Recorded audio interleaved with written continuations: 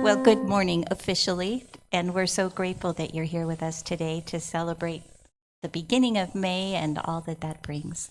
So we're going to start out, I'm singing a song to you called My Day for a Miracle. I don't have words for you, so if you remember, the chorus is, today's the day the Lord has made. This is my day. Today's my day for a miracle. Okay.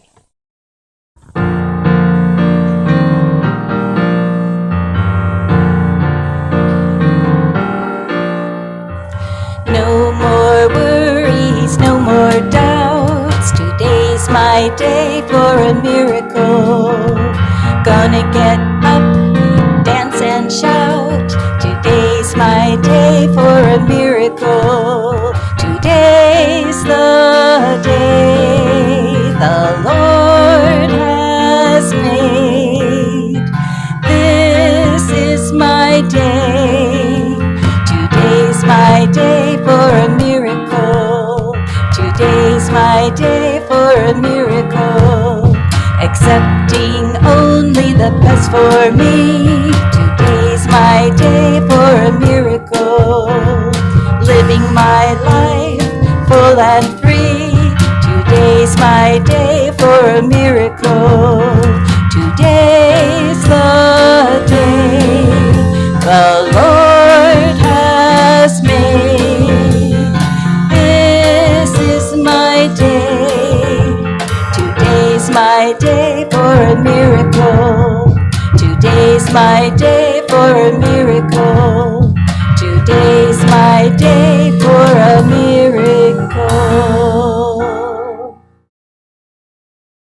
Thank you, thank you, thank you. And today our miracle is having all you people here to enjoy the service. And the people that are home are going to have to come next Sunday or something. The computer just didn't want to cooperate. Well, we're going to start off by saying happy birthday to everybody who has a birthday in May. So how many May birthdays do we have here today? May we please have May birthdays? No one has a birthday in May? Okay, tell you what, let's just know, a good portion of the population all around the world just has to be having a birthday in May. Let's sing happy birthday to the world. Okay? All right. Happy birthday to you. Happy birthday to you. Happy birthday, dear world. Happy birthday to you. God is blessing us now. God is blessing us now. God is blessing us. We're wonderful. God is blessing us now. And we really do want to bless the whole world. I think I've told you before, whenever I start praying about a person or a specific situation, and I said, well, it's not only that person, it's those and those. And then pretty soon I just go kaboom. All right, the whole world. Anyone who's dealing with whatever that situation is. So we just, happy birthday to the world. That works. Now, this morning for the Lord's Prayer, I like doing the Finlandia version. It's on page 70 if you'd like to join us. If you can find a hymnal, and we sing both verses. It's on page 70 and 71.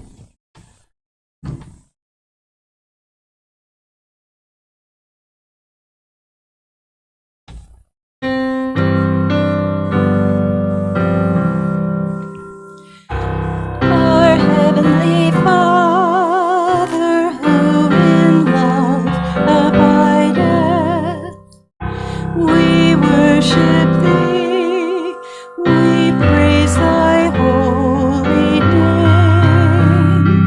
Teach us Thy children evermore to love Thee. Thy will be done in earth as heaven today. Teach us Thy children evermore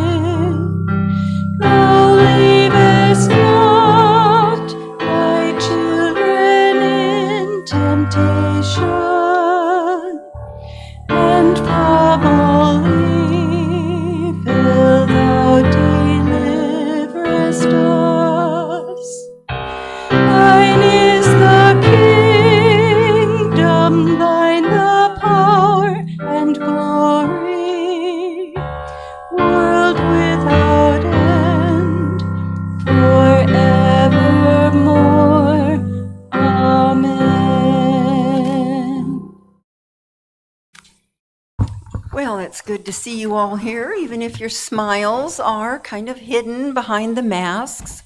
You know, as this experience goes on, where we're wearing masks whenever we're out in public, we're getting better at spotting eyes. Have you noticed, now when somebody smiles, that you look at their eyes, okay, are they smiling? Is there a little crinkle at the corner or something, So we're getting better at assessing people from the nose up. Now, we look forward to seeing more and more of you as time goes on, because we're wearing masks. Most of us have had our vaccinations. Most of us have had both of them. And we're looking forward to events starting this summer. So along that line, we're revamping, fixing up the fellowship hall.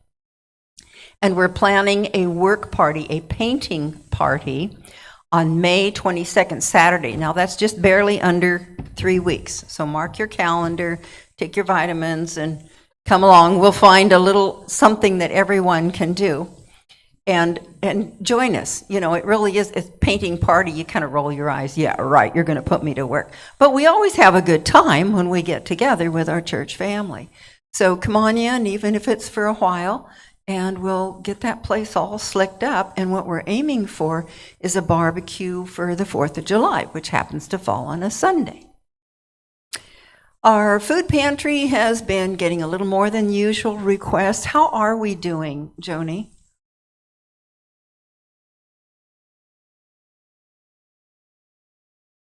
Okie dokes, soup and fruit. You can do that. That almost sounds like one of the Derby entries yesterday, which was soup and sandwich. Yeah. And I was kind of hoping that one would win because I like that name, and it tanked. No. Yeah, sometimes I watch the Derby every year. It's kind of fun. And I sometimes wonder, when they wheel my horse out in a wheelchair, I'm thinking, that wasn't the one I should have bet on. So I don't bet, except myself. We do have the church office open 2 days a week, and that's from 10:30 to 12:30. Jackie, bless her heart, is here. So if you want to drop off a prayer request, if you want to drop off a donation, if you want to bring food in for the food pantry, that's a great time to do it. And you can also send in prayer requests and donations via the computer. When you're clever, when you're like me, we're not online today, Jackie, because I lost the cursor. C'est la vie. It went off and went someplace else. So, sometimes, well, even Sharon, when I called her and talked to her this morning to get her to talk me through some things, she said sometimes that computer has a mind of its own and it does things that just don't make any sense. And she's an expert. So when she says it, I don't feel quite so bad. Our daily word this morning, the daily word that we're to think on is grace. And that word is a bit challenging sometimes because it's not easily definable. And this morning when I was reading the daily word at home, I thought that's that thing that is beyond where our understanding goes. Our prayers, our thoughts, our intellect, our spiritual basis. We can take ourselves only so far, and then it's like a giant leap outward. After that is God's grace. And that was my thought. The phrase today, our affirmation, is the grace of God is alive in me. I don't need to do anything to earn or deserve the grace of God because it is always present, mine to claim in any situation. Grace dawns in my awareness as soon as I move beyond the limits of my human understanding. I let go and let the peace, love, wisdom, and strength of God fill me, lift me, guide me in both the challenging and the ordinary moments of life. The grace I give and the grace I receive keep the awareness of God in my heart. During a tough conversation, a thought comes to mind that helps establish harmony. As I mull an important decision, A fresh insight clarifies my thinking.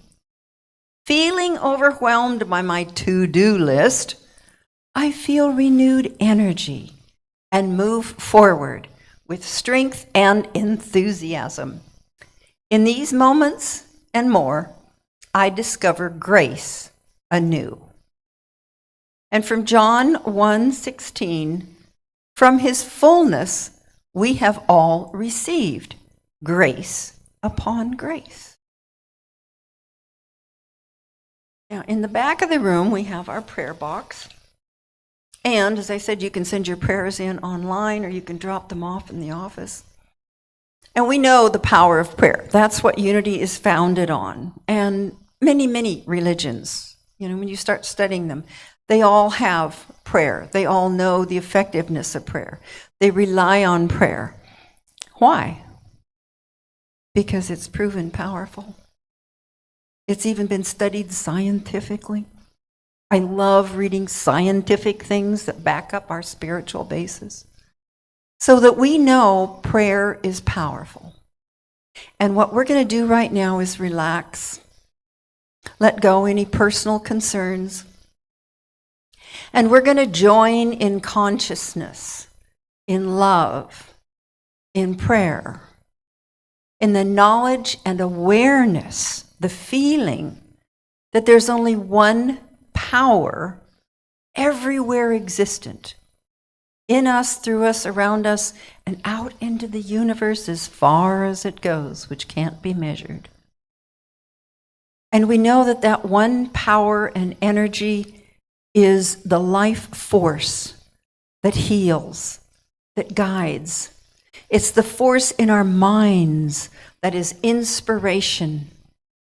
So we know for the entire planet, every human being on the planet, and every physical experience, weather, climate changes, everything that's going on is blessed, is operating in grace with this God power, and is in the process of healing right now. And we know that in actuality, in truth, the healing has already taken place. And as our awareness grows, we see the healing and understand it and accept it. And for this, we do say thank you. We are so filled with gratitude. It's overflowing. And so it is. Amen. Oh, we're supposed to have an affirmation. Jackie, do you know what our Oh, Jackie, you're wonderful. Oh, bless you, my child. Okay. We have an affirmation. We have slides. We have a different... Oh. Bless you. Okay, let's all say together. All of my relationships are healthy because they are based in love and compassion. What a wonderful word compassion is. Doesn't that open us up? Now, we have some meditation music and meditation. And we have slides. Oh.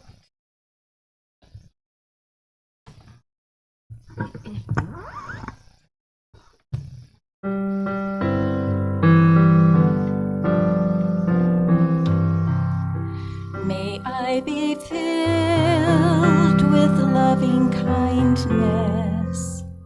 May I be well. May I be peaceful and at ease. And may I be happy. May you be filled with loving kindness. May you be well. May you be peaceful and at ease. And may you be happy.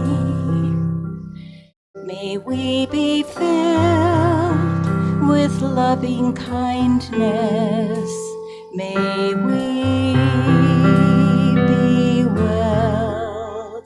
May we be peaceful and at ease, and may we be happy. I am filled with loving kindness.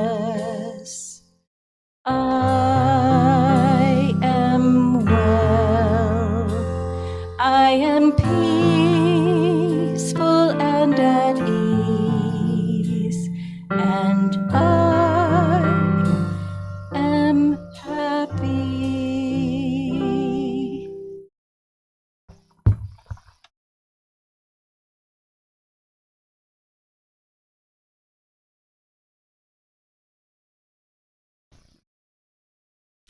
As we relax, put our feet flat on the floor, sit comfortably. Let go of all personal concerns. And let us remember those wonderful statements that we just heard in music. All those wonderful I am statements. And let us remember that the I am is the name of God.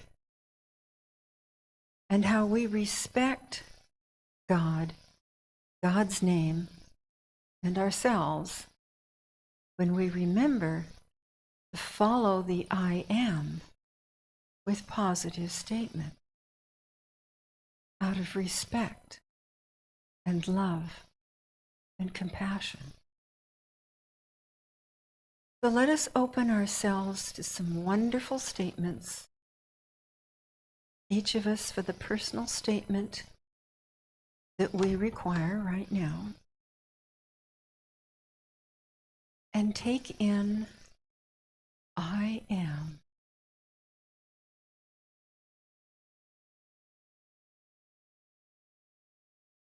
And I am.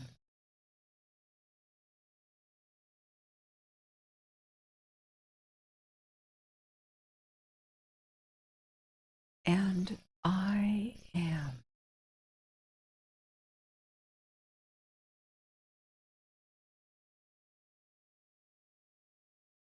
And in the name and nature of God, let us know they are.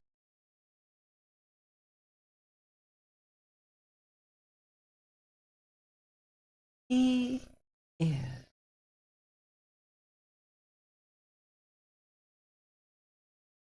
She is.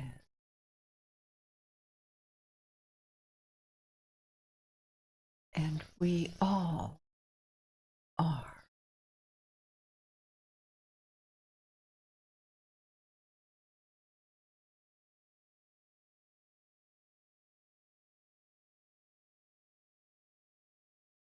As we remember to take these in, we all are thankful, blessed, grateful.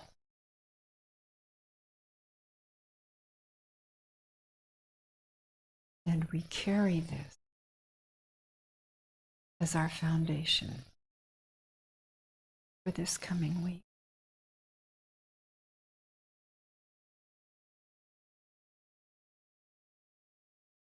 And now we bring ourselves back here to this point in time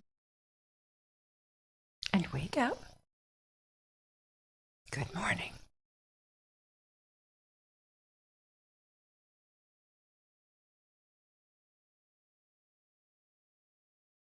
This month, in our healing, our focus all year long is healing, all sorts of different things.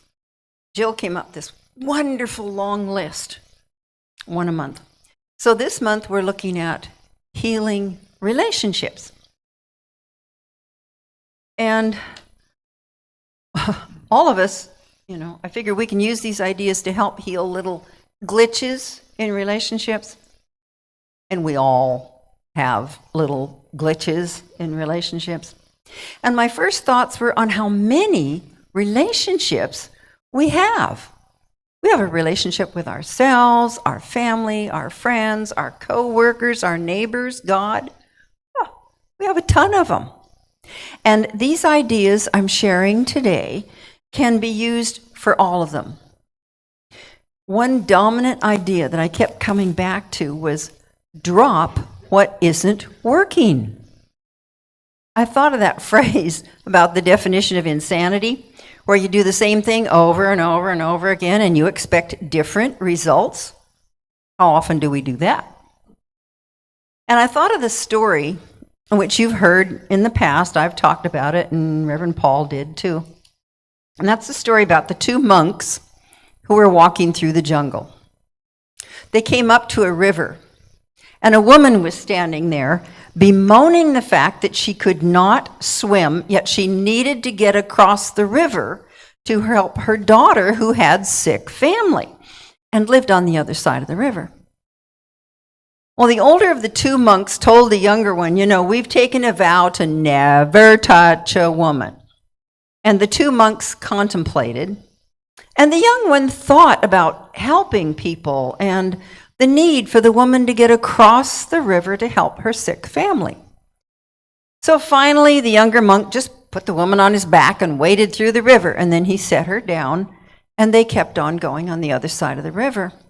And as the two monks walked on through the jungle, the older monk continually scolded and berated the younger monk for touching the woman and breaking his vow. We're never supposed to touch a woman, yada, yada, yada. And finally, the younger monk turned to the older monk and said, I set her down by the river and left her there. You are still carrying her. And I remind myself, I use that, of this story whenever I find myself repeating an unwanted thought over and over again, or a discussion in my head. Those ones where you're looking back and you're thinking, I should have said, and then they would have replied, and then I should have said, da da da, or thinking ahead where I'm going to go see so-and-so, and then I'm going to say this, and they're going to say that, and da da da da da, and back and forth, on and on and on. And I will tap my head and say, Nancy, leave it by the river. Our thoughts are the source of virtually everything in our lives. Every relationship that we are in is something we carry around with us in our heads. If the relationship is lousy, it's because we think of it that way. The person or persons that we're in a relationship with are not with us in this moment, or when we're at work, or when we're shopping, or when we're in the shower. But our thoughts about that person are always with us, and sometimes going over and over and round in circles. How often do we continue to argue or justify something in our heads? I told him this, over and over. The only way we can experience another person is in our thoughts. We can't get behind their eyeballs and be them. We can only process them with our thoughts. So if we're looking with what's wrong with them and store that negative image in our minds, then that's where our relationship exists. If we change our thoughts to what we love rather than what we label wrong, we just changed our entire relationship. It went from lousy or lacking to lush and great simply by changing our mind. We can make the effort to remember that we carry every relationship around with us in our heads. The poet Robert Frost reminded us, you love the things you love for what they are.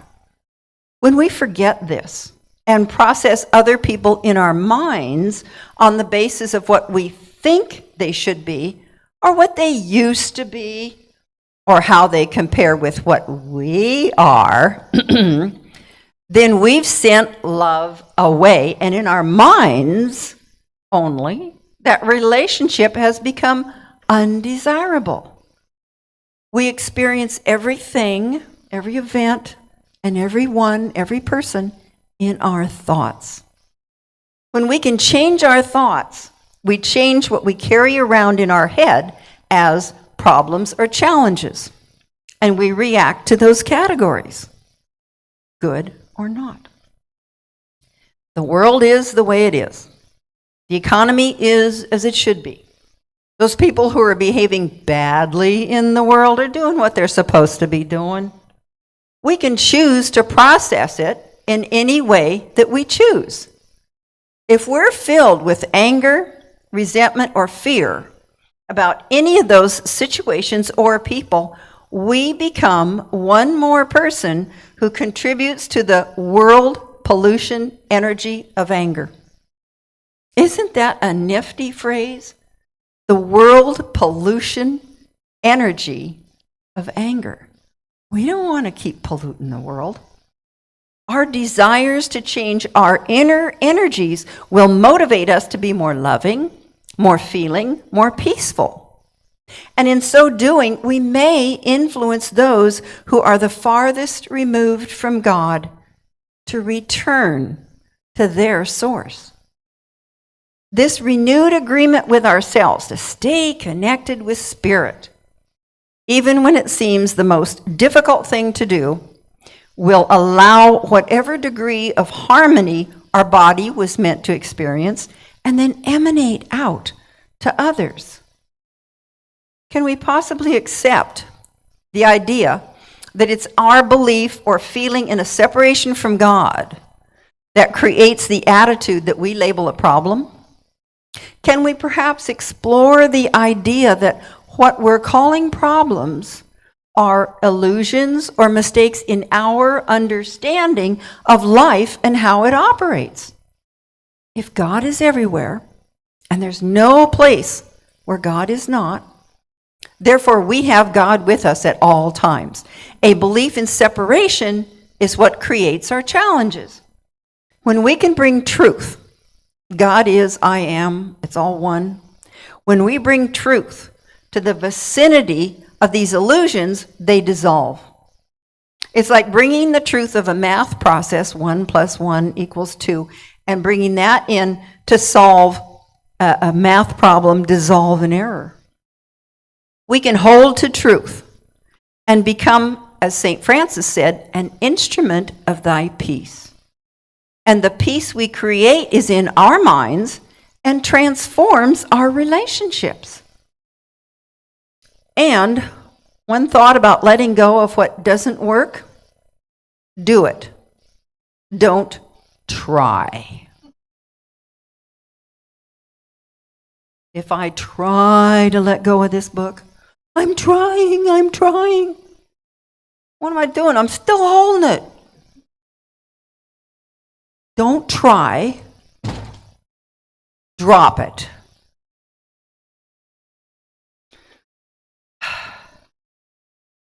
When I actually do, it made a nice little mess. When I actually do drop it, it changes my relationship with the book.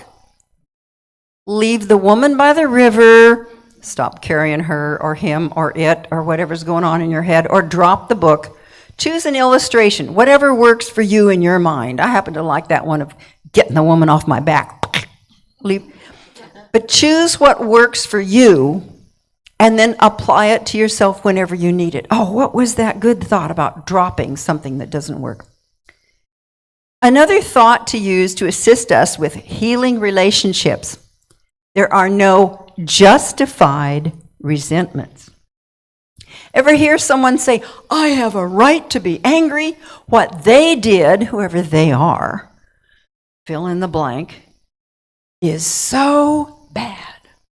We hear people say these things often. I have a right to be upset because of the way I've been treated. I have a right to be angry, hurt, depressed, sad, resentful.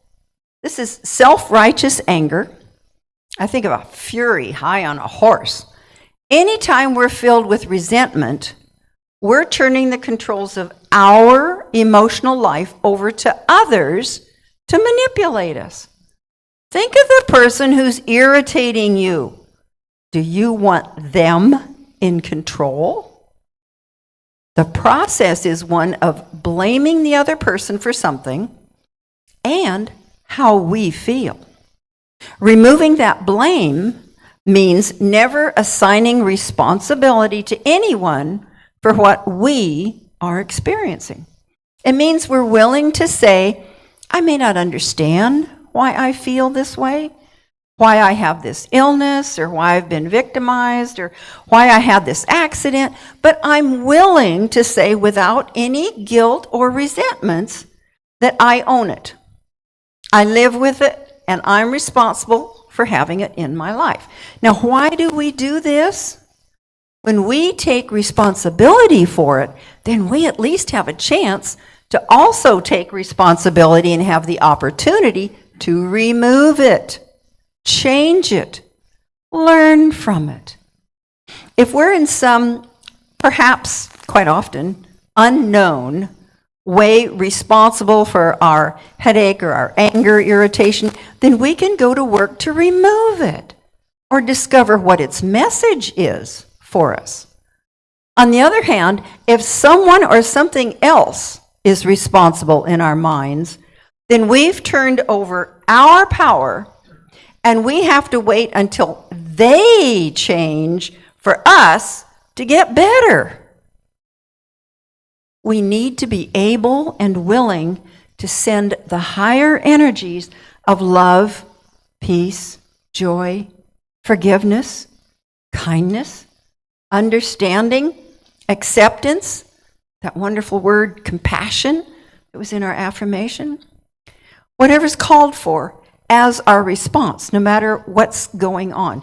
We need to turn the other cheek, as Jesus taught us, as our response to whatever comes our way.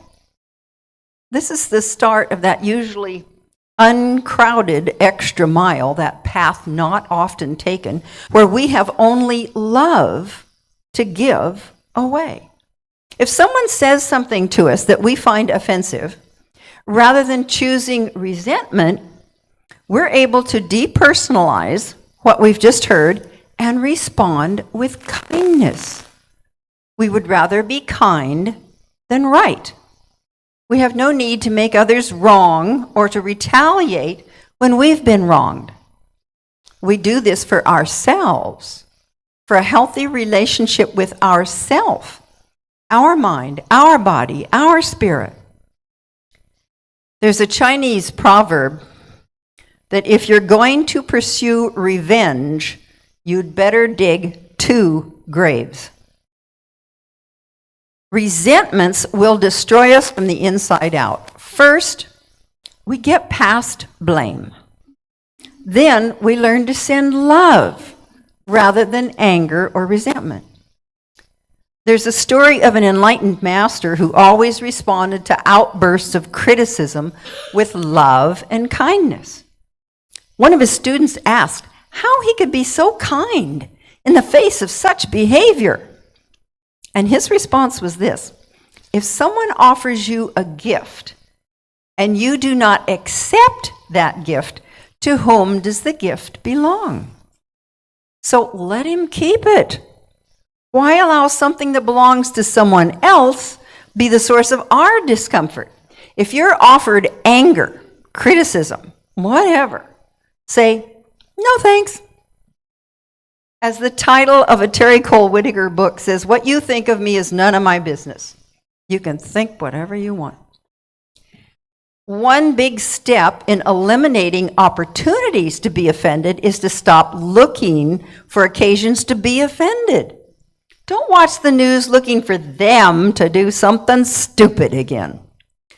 Don't look for the people who don't follow the rules. Bless those who do. I'm working on not seeing or caring about poor grammar or misspelling in the books I read. I've been known to take a pen and correct a book. If something takes place and we disapprove, state what we feel from the heart, and if possible, work to eliminate it and then let it go. One habit to develop is to use the word prefer. I would prefer that this happen rather than that. Most of us operate from ego and want to be right. So when we encounter someone saying things we find inappropriate, or when we know that they've said something wrong, the sky is green, we can forget the need to be right and instead find a way to say, "You're right about that." That can end potential conflict. Our desire is to be peaceful rather than right or resentful. When we have enough faith in our own beliefs, we'll find it's impossible to be offended by the beliefs and conduct of others. We know the sky is labeled blue. We don't need to get upset. Not being offended is a way of saying, I have control over how I'm feeling, and I choose to feel peaceful. We're practicing choice rather than judgment about the other person.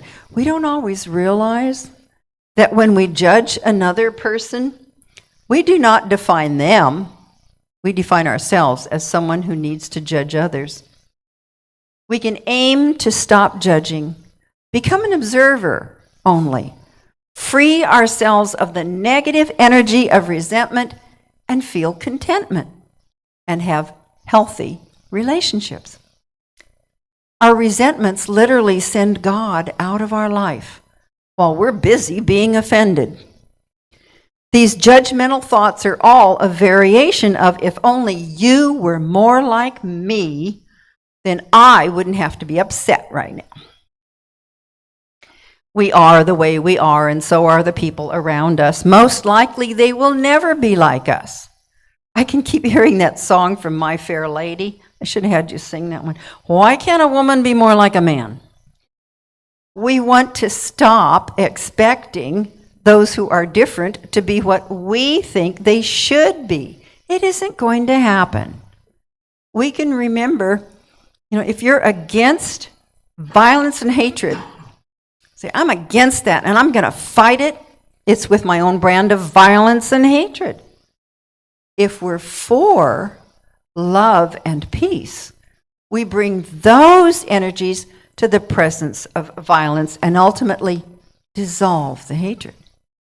When Mother Teresa was asked to march against the war in Vietnam, she said, "No, I won't. But when you have a march for peace, I'll be there." Our energies add. No matter what that energy is, it adds to. So when we remember that there are no justified resentments and choose to walk the extra mile or the less beaten pathway and enjoy inner peace, to give love as a response, no matter what's going on, then our relationships heal. Think on this in a quiet time later today. How would your relationships change if you had no resentments? It's a question to ask yourself with every relationship. And then drop what doesn't work, whatever that resentment is. Another area of thoughts to drop on a pathway to healing our relationships is to drop weak thoughts. Every thought we have can be assessed in terms of whether it strengthens us or weakens us. There's a simple muscle test for this, and you've probably all seen this done at different times. You hold your arm out to one side and you have someone press down on it. Well, if you're doing this, think of telling a lie and notice how much weaker you are. How your arm goes down real easily versus telling the truth. I've seen this done with food items to test people for allergies, and I've seen it done with a cigarette. Shows you the harm that does to the body. Well, our thoughts are similar. They're healthy and strengthening, or they're unhealthy and harmful. Our wisdom in life develops from being able to determine what is healthy or not, what contributes to our life or not. And we can develop wisdom for healthy relationships. Just as we've gone through life learning a healthy relationship with food, there's some things, like hemlock, that we don't eat. because it's not strengthening, right? So we can examine our thoughts and attitudes to find out what is strengthening to us, to our lives, to our relationships of every sort, and then drop what doesn't work. If a simple thought will make the muscles of our arm weak or strong, imagine what thoughts do to all the other muscles of our body. Our hearts are muscles that are weakened by thoughts that disempower us, and that's true for all of our organs and muscles. And this weakening, in turn, affects those around us and our relationships. The thought that makes most people the weakest is shame, which produces humiliation. The importance of self-forgiveness is important for health. If we carry around thoughts of shame, whether it was earned or not, about what we may or may not have done in the past, we weaken physically and emotionally. Similarly, if we use a method of shame and humiliation on anyone to get them to reform or change to fit our criteria, we create a weakened person who will never become empowered until those shameful and humiliating thoughts are removed. Removing our own thoughts of shame involves a willingness to let go, to drop it. Drop what isn't working, to see our past behaviors as lessons we had to learn, and to reconnect to our source, reconnect to God through prayer. After shame, guilt and apathy thoughts make us the weakest. They produce the emotions of blame and despair. When we live in guilt, we're using up our current moments, feeling frozen over the past. And no amount of guilt will ever change the past. When we look at the past as an incentive to change, that's learning. Here's what happened, here's what I did, I'm not going to do that again, I've learned. Go forward. But if we wallow in the present time, moaning over the past and never changing, it just weakens us. Releasing guilt takes a burden from our shoulders, and it's done through the empowering thought of love and respect for ourselves, our God self. We can strive to drop unrealistic standards of perfection. All those words in the book don't have to be perfect. And refuse to give up the precious now with thoughts of past, anything at all that weakens you. Just let it go. Thoughts of apathy create despair. They halt us from being engaged in life. Apathy stems from self-pity and a need to be entertained continually to avoid boredom. We can never be apathetic, lonely, or bored if we love the person we're with, ourselves, our God self. How can we not love God? Our own mind is an extension of universal mind and has limitless potential. So many things to think of. We can wake up each day and choose to fill our thoughts with all of the exciting and wonderful aspects of the limitless universe, Fillmore's word, zeal, that's filled with 100 million miracles, and refuse to allow ourselves thoughts of boredom or apathy. Fear and anger are thoughts that weaken us also, and they're run off with love. As we're told in the Bible, 1 John 4:18, there is no fear in love, but perfect love casts out fear. What we fear, we resent, and then ultimately hate, all of which weaken us. If we find ourselves in fear, we want to stop right then and invite God into the scene. We can say, I don't know how to deal with this, but I know I'm connected to God. I'm connected to love. I'm an extension of this love. I'm an expression of love. I am a creative force in this universe. God and I are creating my life. And I will now move my ego out of the way and turn this entire situation over to God and let God move through and express. I don't have to understand it all. And then drop what isn't working. Let go and let God handle it. So, in healing relationships, we can find what isn't working within ourselves, let go, and replace it with thoughts that strengthen us. When we let go of the low energy thought vibrations and move to higher frequency, we move toward strength. When we shift from blaming someone to loving and trusting, we gain strength. When we realize that what we think about is the source of our experience of reality, our relationship, we can pay attention to our thinking and move the focus. We can bring to mind empowering thoughts of peace, joy, love, acceptance, willingness, compassion. Those thoughts don't create a counterforce. There's no argument. There's no pushback. Serenity replaces fighting or arguing, whether it's physical or just in our heads. All of this is nothing more than a conscious decision on our part to be in charge of our thinking. And with a goal of healing relationships of all types, we acknowledge we have a choice about the thoughts we allow into our minds and the ones that grow and take over. No one else puts those into our heads. They may pop up in conversation or experience, but we open the gate or we fan the flame by focusing on and repeating them, that over and over again stuff. We remember that it's our choice. We're choosing to heal relationships.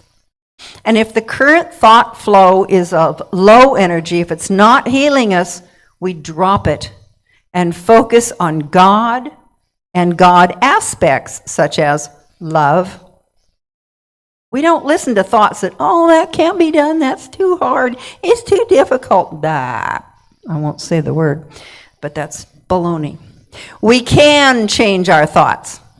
It's our God-given inheritance, and we deserve supporting, healing, and enjoyable relationships. So, find what isn't working, drop it, and enjoy the results. Have a wonderful week.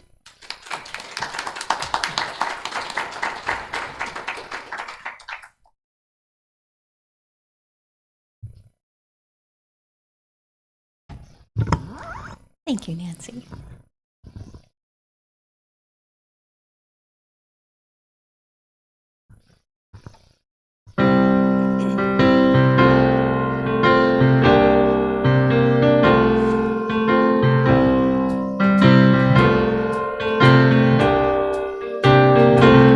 I'm letting go of holding on. God is my shepherd, I shall not want. I'm letting go of holding on, seeking first the kingdom of God. I let go of the feelings that feed on lack and greed. I let go of the reasons keeping me in need. I let go of the fear that there's never enough, and I stop holding on to what is not love. I'm letting go of holding on. God is my shepherd, I shall not want. I'm letting go of holding on, seeking first the kingdom of God. We breathe in, we breathe out, it's all give and take. They're one with each other for all of goodness sake.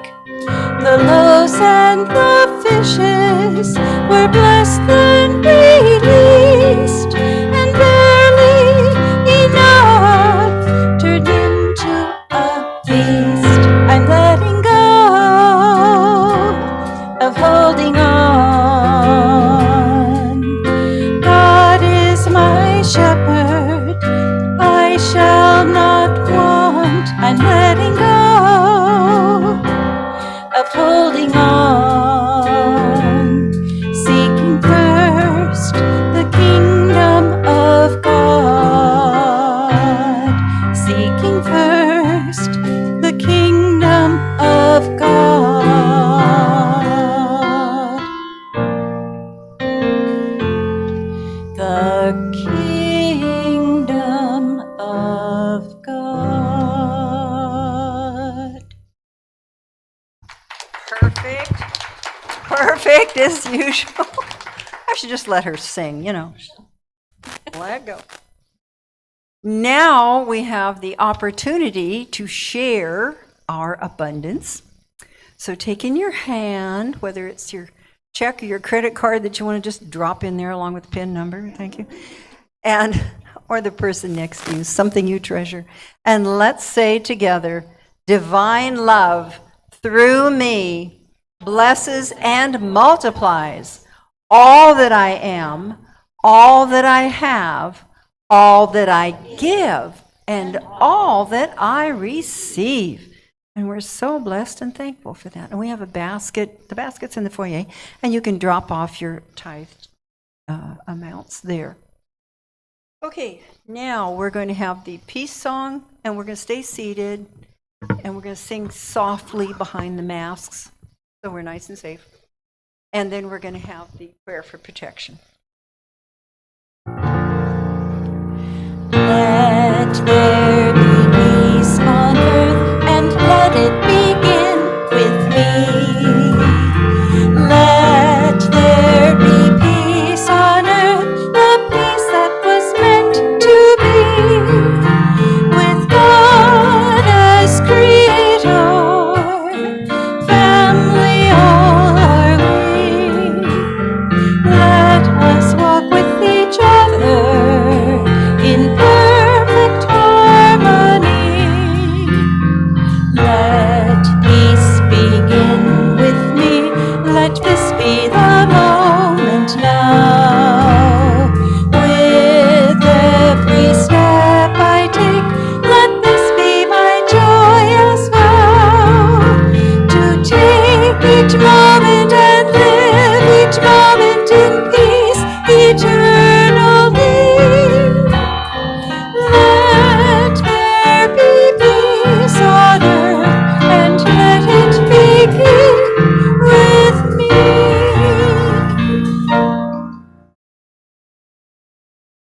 The light of God surrounds us. The love of God enfolds us. The power of God protects us. The presence of God watches over us. Wherever we are, God is, and all is well. Yay, God. Have a wonderful, wonderful, wonderful, superb, fabulous week. Stupendous, yes, all the good work.